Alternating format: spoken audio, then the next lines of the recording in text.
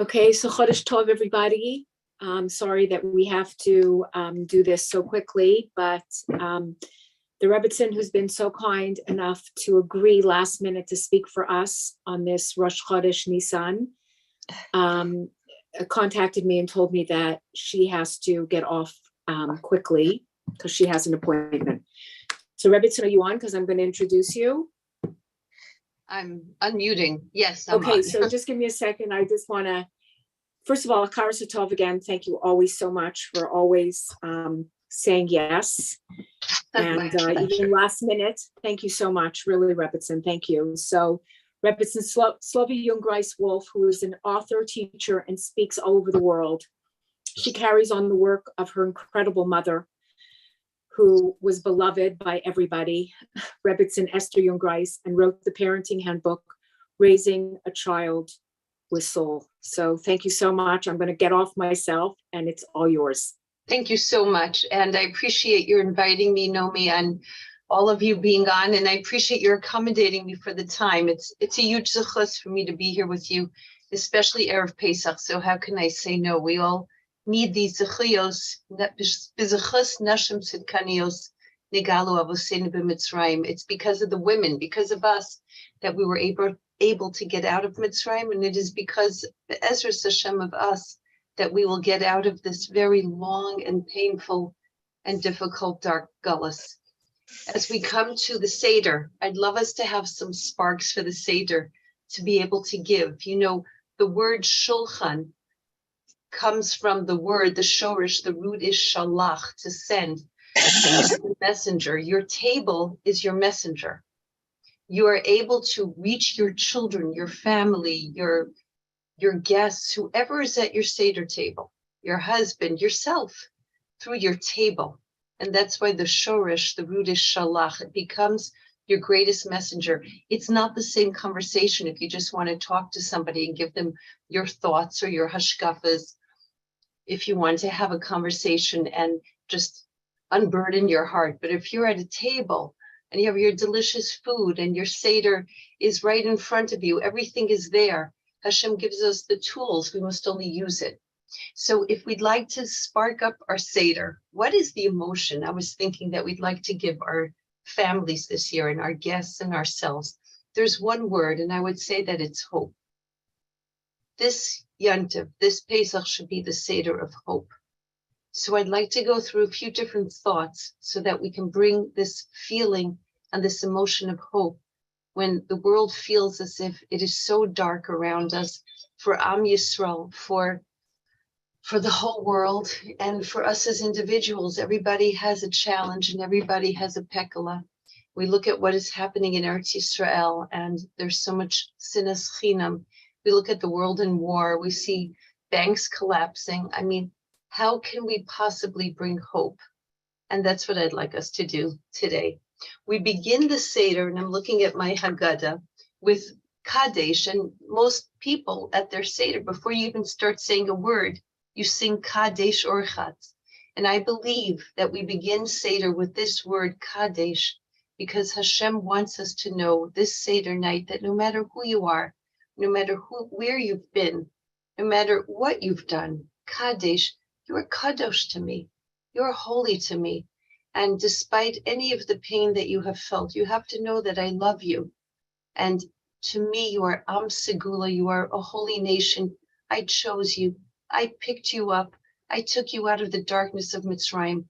Never forget it, Kadesh. So begin the night by uttering those words, because when we say something, it becomes real. The word dibur, speech, is related to the word davar. When you say something, you create something. You can create love, you can create hope, you can create a connection all through words. And chas v'shalom, you can create destruction, you can take away somebody's hope, you can discourage also through words. So Kadesh, say the words, Kadesh, tonight we are all Kadosh. And then we begin the Seder with Halach Ma'anya. Those are the words that we really start with after Kiddush. And the question is, why would we at Seder night start with Halach Ma'anya? I mean, You're saying at your Seder, and I'll be saying at my Seder, Kol Ditzrich Yesevi Yecho. Anyone, Kol Ditzrich Yesevi Yefsach, Kol Dichvin Yesevi Yecho. Who's ever hungry, come to my table and you're going to eat. Who's ever needy, come to my table. I'm going to give you part of my Pesach.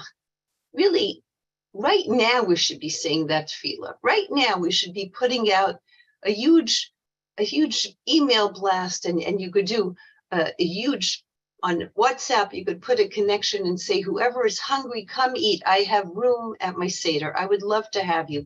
Seder night, you're already sitting there. Everything's done. It's not like you're reaching anybody new who's at your table.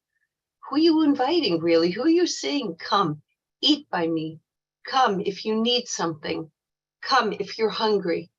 What's the point of this tefillah? What is the point of us even saying this?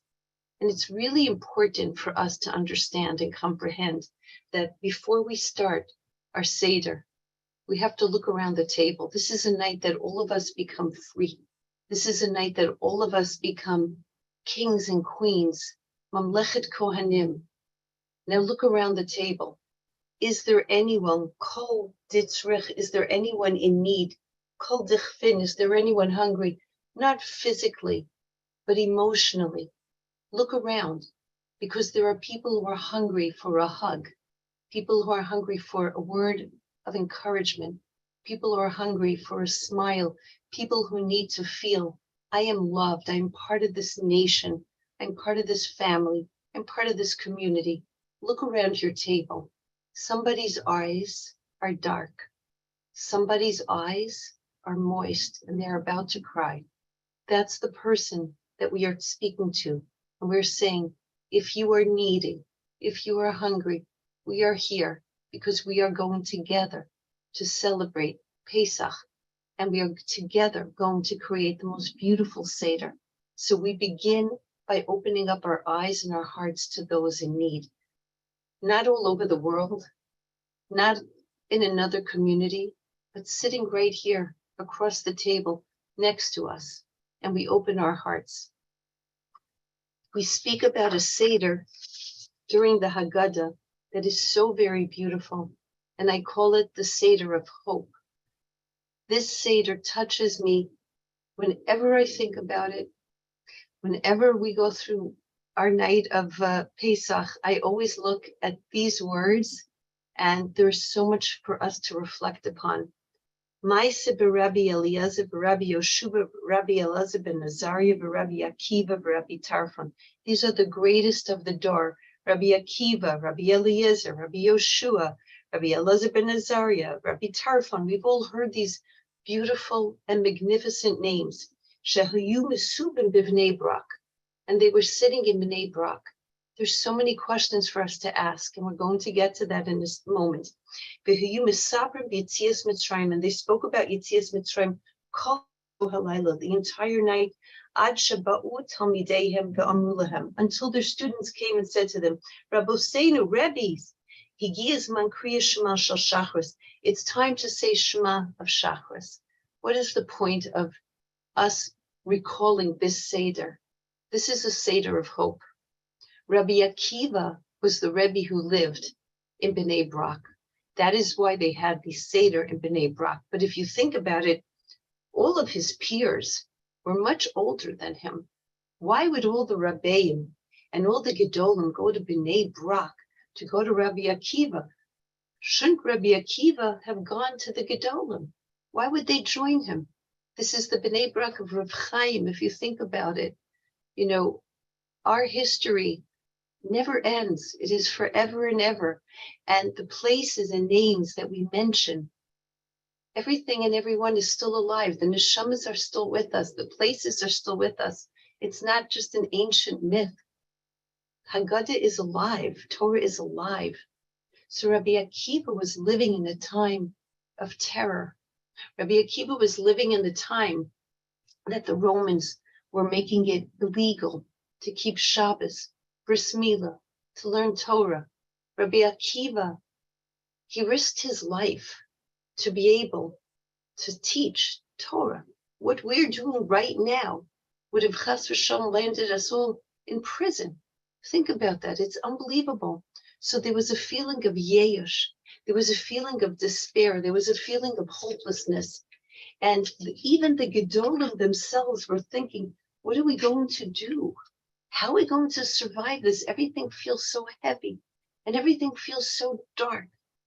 To feel that injection of hope, that infusion of emunah, they decided we have to go to the table of Rabbi Akiva. We have to have Seder together with Rabbi Akiva. That Seder is mentioned to us so that we too can infuse ourselves with the hope of Rabbi Akiva. Kol oso halayla. It felt as if it was entirely night. Do you feel like it's kol oso halayla for you? That's what the Haggadah is asking.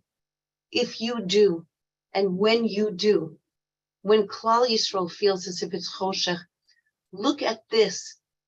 Take hope from this. Why do we take hope from this? They were speaking about Yitzias Mitzrayim, kol oso halayla. Rabbi Akiva was giving them and giving us until today in our Oso Halayla, the same Oso Halayla, feelings of hope. Because number one, Rabbi Akiva never ever gave up on himself. Who is Rabbi Akiva? Rabbi Akiva was one that he said himself that when he was younger, he was not a Talmid Chacham. He knew nothing. He didn't even know the Aleph Beis. And when he would see a Talmid Chacham, he would want to bite the Talmid Chacham like a donkey. Those were his words. He had such a feeling of disconnect, of even dislike. You look around the world today and you could see people feeling the same, but you don't give up on Am Yisrael. You don't give up on yourself. There is a connection between us. One day, Rabbi Akiva was walking, and we all know the famous, beautiful story how Rabbi Akiva saw water in a waterfall dripping on a rock. And Rabbi Akiva said, wow, if water could bore a hole into a strong and steadfast rock that is so hard and so large, surely if I study Torah, the words of the Torah like water, every single drip can bore a hole into my heart, which sometimes feels as heavy as a stone, as a rock. Surely I can study Torah. Surely I can change myself. And he began learning Aleph Beis with children as young as 6 years old, but he had no shame. He just wanted to study Torah. He didn't give up on himself. He said, I can do this, even at the cost of marrying Rachel, and even at the cost of being disowned by his father-in-law. He said, I can do this. Even at the cost of when he was raising 24,000 Talmidim, coming home, and hearing Rachel say, I would let him go back. And he went back and he raised all these beautiful and magnificent Talmidim. He comes back again, and Rachel, who is so haggard and worn, she's trying in the crowd to push to see her husband, Rabbi Akiva, and everyone's pushing her away and shoving her. And finally, Rabbi Akiva says, Shali b'shalash shalahi, everything that I have, everything you have, it belongs to her, all of our Torah, because I never gave up on myself. I never gave up on myself. And then Rabbi Akiva, with all his 24,000 Talmidim, after Pesach, we begin with Sfira, and we begin with feelings and signs and minhagim of mourning. Rabbi Akiva lost all those Talmidim, 24,000.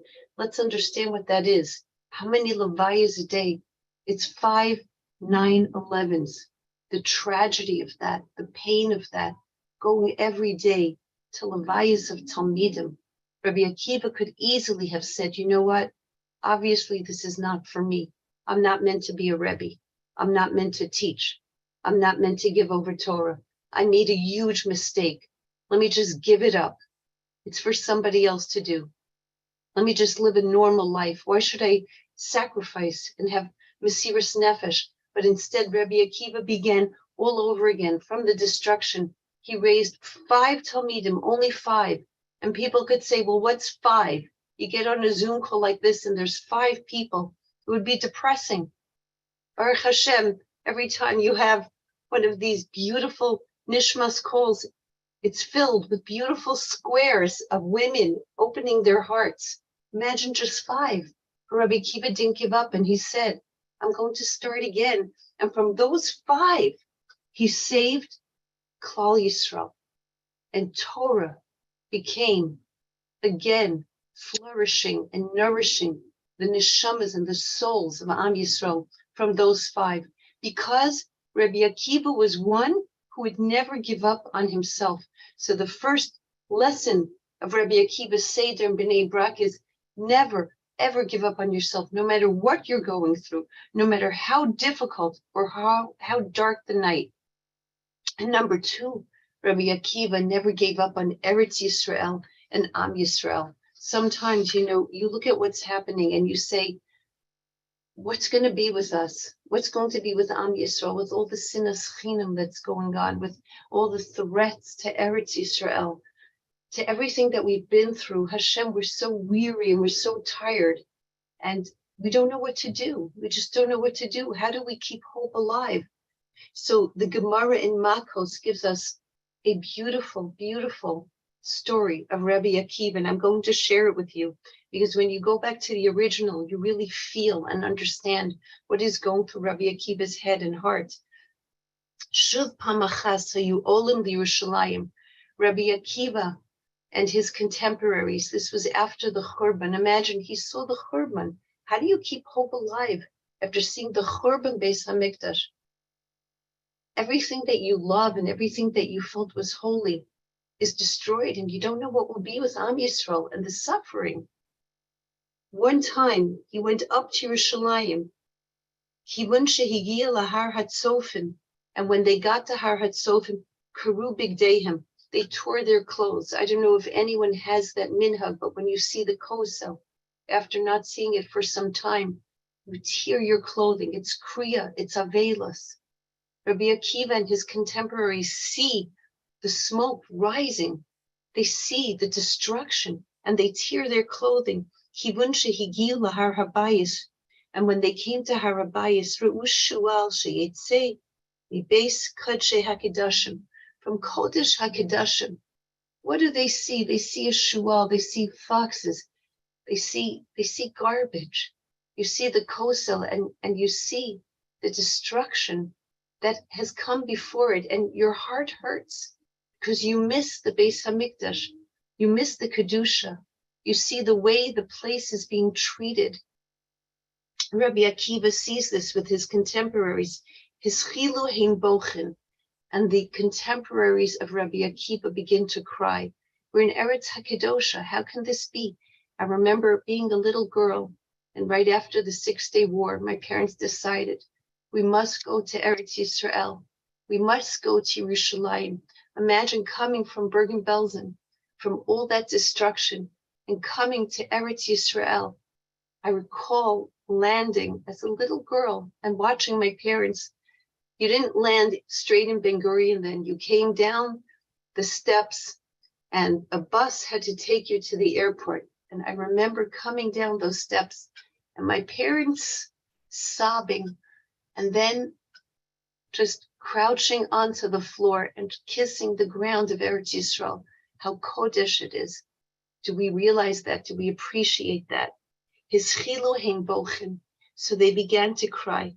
But Rabbi Akiva mitzachek. But Rabbi Akiva began to laugh. Amrulo, and they said to him, Mipnei ma ta mitzachek.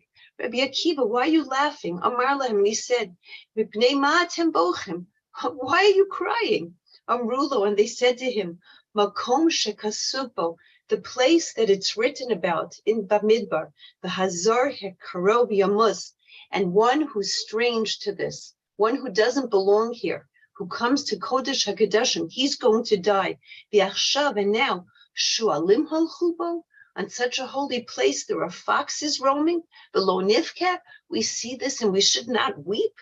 Amar lehem, and Rabbi Akiva said to them, L'kachani b'tzachek, but that's why I'm laughing.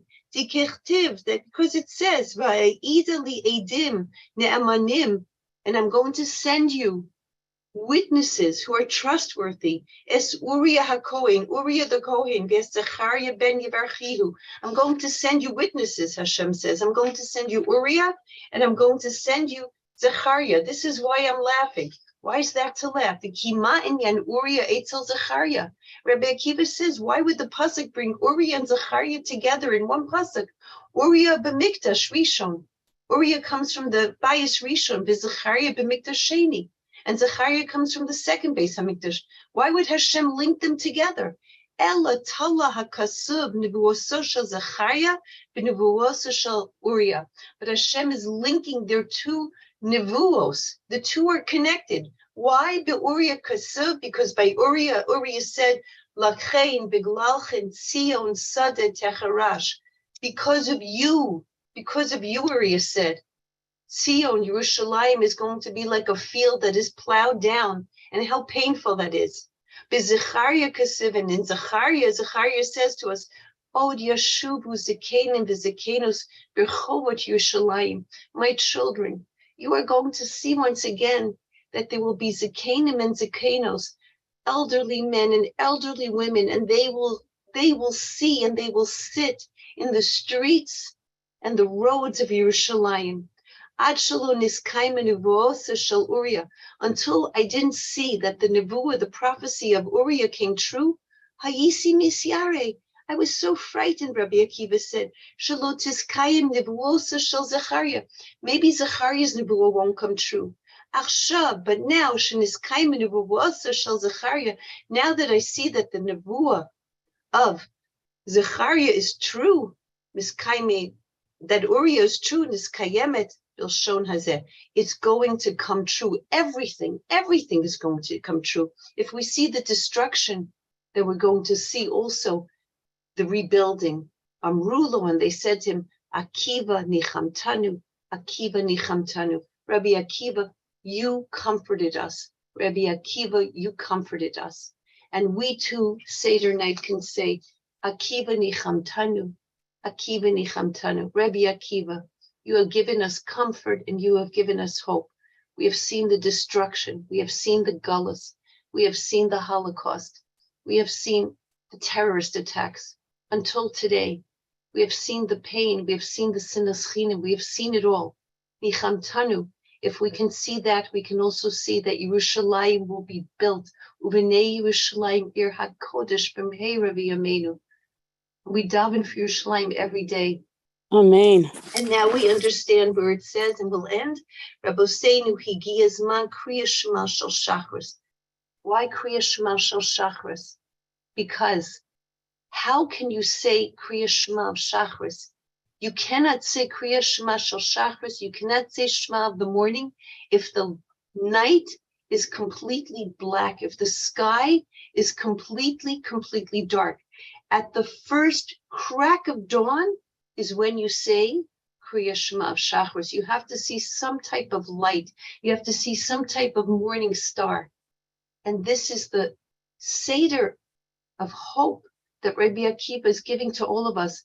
It is never all night. Kriya Shema Shel Shachris is coming, and you must look for that crack of dawn, because Hashem never abandons us.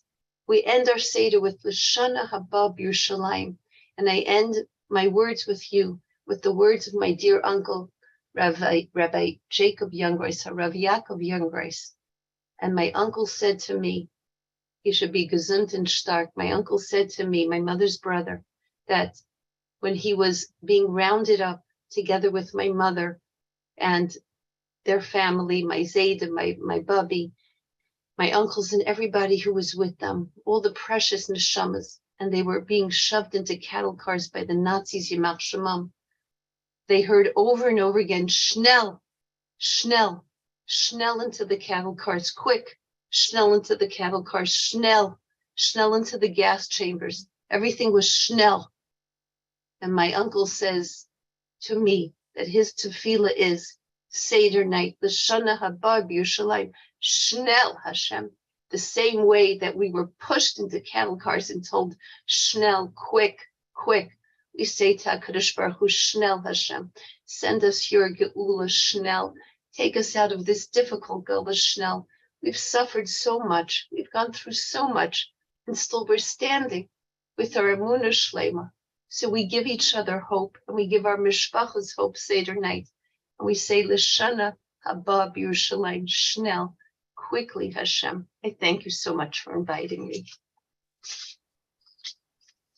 Oh, man. Amen. Thank you so much. That was so beautiful. Thank you. Thank you so much. We should see the Geula together, and what you do with your Nishmas tefillah, and knowing what you do, you infuse Am Yisrael with tremendous hope and zechuyos, and we need so much. So zechus nashis zechanios, keep doing what you're doing. Thank you. Thank you, Rebbetzin. That was so beautiful. Oh, Thank you. Wow, thank you. Thank you so much. Thank you. Amen. Thank you. Thank you Beautiful. so Thank much. you. Is that recorded? Fire. Naomi, please Yeah, tell it's me. recorded, but don't leave. We're going to do the Nishmas now. We need you all to say the Nishmas together. Let's all thank Hashem now. Let's all I'm thank sorry Hashem. I have to leave. I feel I know so you badly. do. Thank you, Rebbetzin. Thank Thank you. you so Thank you much. so Thank you. much. Thank you so much. much. It was incredible. Thank you. Thank you. Thank you so much. Thank you. Chag Sameach. Chag Kosher Sameach.